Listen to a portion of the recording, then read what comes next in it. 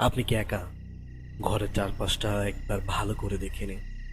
কারণ কিছু গল্প শুধু শোনার জন্য নয়, অনুভব করার জন্য।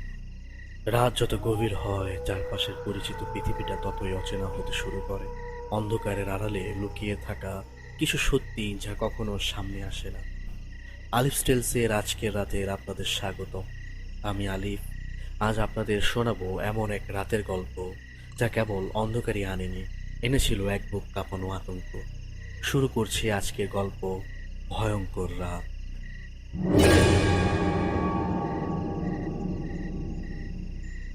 আমার মামাতো ভাই দিল্লিতে থাকে। আমার মামাতো ভাই আমাকে প্রায়শই ওর বাড়িতে যাবার জন্য আমন্ত্রণ জানাতো। পড়াশোনা চলাকালীন আমরা একসাথেই দিল্লি ইউনিভার্সিটি থেকে অনার্স পাশ করি।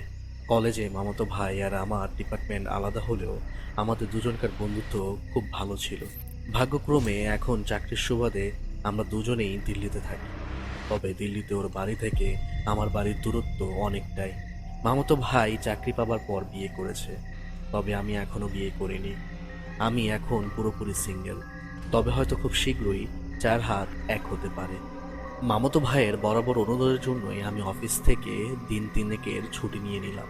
আমি মামাতো ভাইকে ফোনে বললাম কাল ওদের বাড়ি যাচ্ছি। মামাতো ভাই কথাটা শুনে রীতিমতো বেশ আনন্দিত হলো। পরের দিন সকালে প্ল্যান মতো সব ঠিকঠাক করে জিনিসপত্র গুছিয়ে নিলাম। মনে করলাম সন্ধেবেলায় রওনা হব। সেই মতো ড্রাইভারকে সব ঠিকঠাক ভাবে বুঝিয়ে দিলাম। সন্ধ্যায় খাওয়া দাওয়া সেরে বেরিয়ে পড়লাম। বেরোনোর সময় যথারীতি সাবধানতার বাণী দিতে লাগলো, সাথে একটি তাবিজ দিল। আমি তো এসব দেখে অবাক। আমি বললাম, মা তুমি সেই আগেরকার দিনের মানুষই রয়ে গেল। আর এই সব তাবিজ মাদুলিতে কি কেউ বিশ্বাস করে? এইসব জিনিসগুলো অন্ধবিশ্বাস আর কুসংস্কারকে প্রশ্রয় দেয়। আর তুমি মায়ের তো শটান জবাব। কেউ বিশ্বাস করুক বা না করুক, আমি করি। নে তুই এটা হাতে বেঁধে নে। আর কি করার, যায় যথারীতি মায়ের হুকুম মেনেই মাদুলিটা হাতে পরে নিলাম। এবার আমি আর ড্রাইভার জীবন গাড়িতে উঠে পড়লাম। গাড়িতে তখন রাত 8টা বাজে। শহরের কোলাহল থেকে অনেক দূরে চলে এসেছি। এমনিতেই আমাবস্যার রাত। চারদিক ঘাড় নিকোষ কালো অন্ধকার। গাড়ির হেডলাইটে রাস্তার ধারে দাঁড়িয়ে থাকা গাছগুলোকে দেখতে পাওয়া যাচ্ছে। ড্রাইভারের পাশের সিটেই আমি বসেছিলাম। পুরো গাড়িটায় আমি আর জীবন ছাড়া আর কেউ নেই। মাঝে মাঝে ওর সাথে কথা হচ্ছে, আর গাড়ি 100 থেকে 120 কিলোমিটার বেগে ছুটে চলেছে। ঠিক এমন সময় আমার ফোনটা বেজে উঠল। আমি পকেট থেকে ফোনটা বার করে দেখলাম মার ফোন। আমি ফোনটা রিসিভ করলাম। হ্যালো বলতেই মা জিজ্ঞাসা করলো, একা যাতে কোনো অসুবিধা হচ্ছে না তো তোর? আমি বললাম, আরে না, না কোনো অসুবিধা হচ্ছে না। তুমি চিন্তা করো না, আমি পৌঁছে তোমাকে ফোন করব। এই বলে ফোনটা রেখে দিলাম। জীবন কিছুক্ষণ পর একটা গান চালালো। গানটা আমার খুব পছন্দের। গান শুনতে শুনতে কখন যে চোখে ঘুম নেমে এসেছিল জানি না। হঠাৎ করে জীবন এমনভাবে গাড়ির ব্রেকটা মারলো যেন পুরো গাড়িটা উল্টে যাবার জোগাড়। আমি জীবনকে ধমক দিয়ে বললাম, এটা কি হলো জীবন? এত জোরে কখনো গাড়ি ব্রেক মারে? জীবন বলল, আমার দোষ না স্যার, ওনার দোষ। ওনার জন্য সবকিছু। আমি আস্তে আস্তে গাড়ির সামনের দিকে তাকিয়ে দেখি 21 থেকে 22 বছরের একটি মেয়ে একটা বাচ্চাকে কোলে করে নিয়ে দাঁড়িয়ে আছে। গাড়িতে তখন রাত 12টা বাজে। মেয়েটি পরনে সাদা শাড়ি, শাড়ির আঁচল মাটির সাথে গড়াগড়ি খাচ্ছে। চুলগুলো এলোমেলো ভাবে ও হাওয়ায় উড়ছে।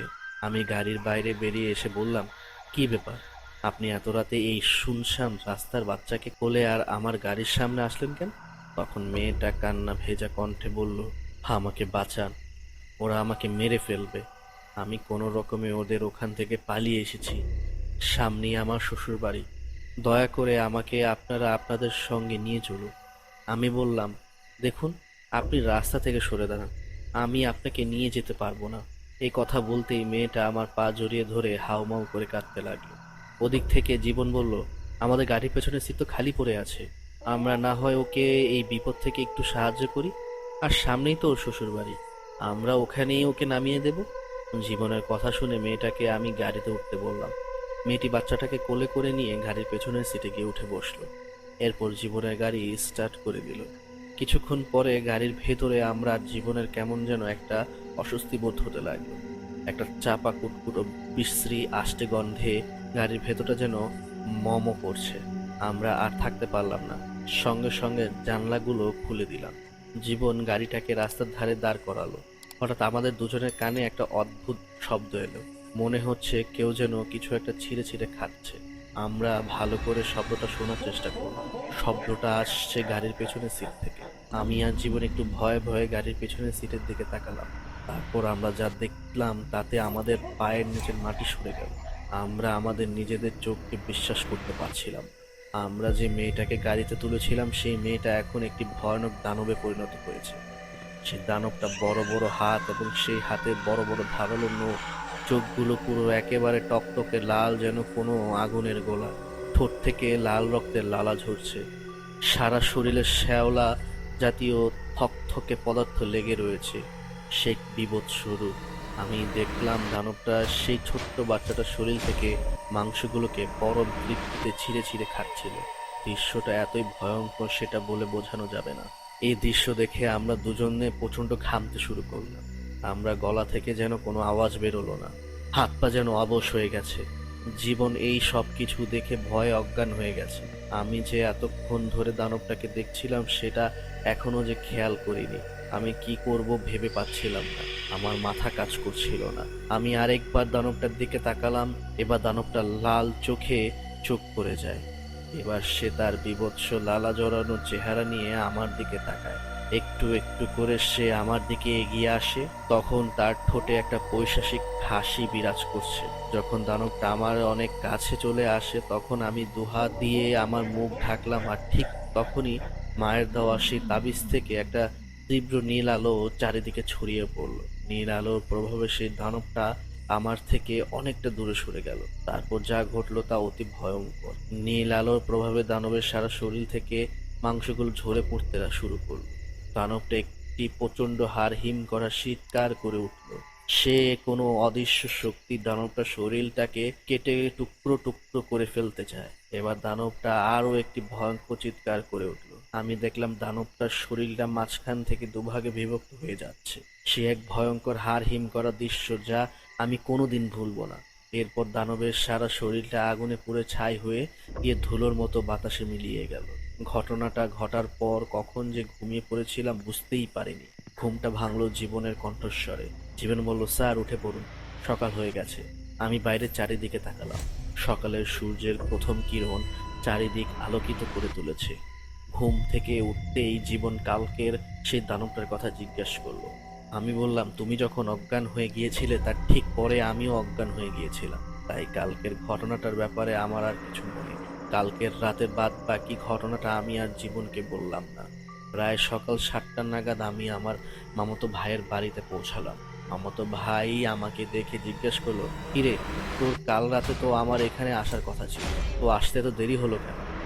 তখন আমি আর জীবন কালকের রাতের ঘটনা সব খুলে বললাম। আমার মামাতো ভাই ঘটনাটা শুনে একটু গম্ভীর গলায় বলল, তোরা যে হাইওয়ে দিয়ে কাল রাতে আসছিলি সেই হাইওয়েতে প্রায় বছর 3 আগে একটা 21 থেকে 22 বছরের মেয়েকে তার বাচ্চা সমেত কতগুলো লোক মিলে কুপিয়ে খুন করে তার লাশটাকে পাশের একটি নদীতে ফেলে দিয়েছিল। তখন থেকেই ওই হাইওয়েতে ওই মেয়েটার আত্মা ঘুরে বেড়ায়। সেজন্য ওই হাইওয়ে দিয়ে রাত্রি 10টার পর কেউ যায় না। তোরা ওই হাইওয়ে সম্পর্কে জানিস না, যার জন্য তোদের সাথে এরকম ঘটনা ঘটেছে। আমার মামাতো ভাইয়ের কথা শুনে আমরা একে অপরের মুখের দিকে তাকিয়ে রইলাম। কিছু রাত শেষ হয়েও শেষ হয় না। রাতে সেই অন্ধকার কি শুধুই গল্পের পাতায় রয়ে গেল, নাকি আপনার ঘরের কোনো কোণে ওত পেতে আছে? আজকের ভয়ঙ্কর রাত গল্পটি আপনাদের কেমন লাগলো তা কমেন্ট করে অবশ্যই জানাবেন। যদি বুক কাঁপানো এই অনুভূতিটা ভালো লেগে থাকে তবে আলিফ স্টেল চ্যানেলটি সাবস্ক্রাইব করে আমাদের পাশে থাকুন। খুব শীঘ্রই ফিরবো নতুন কোনো অন্ধকার রাতের গল্প নিয়ে। ততক্ষণ পর্যন্ত সাবধানে থাকবেন, ভালো থাকবেন। শুভরাত্রি।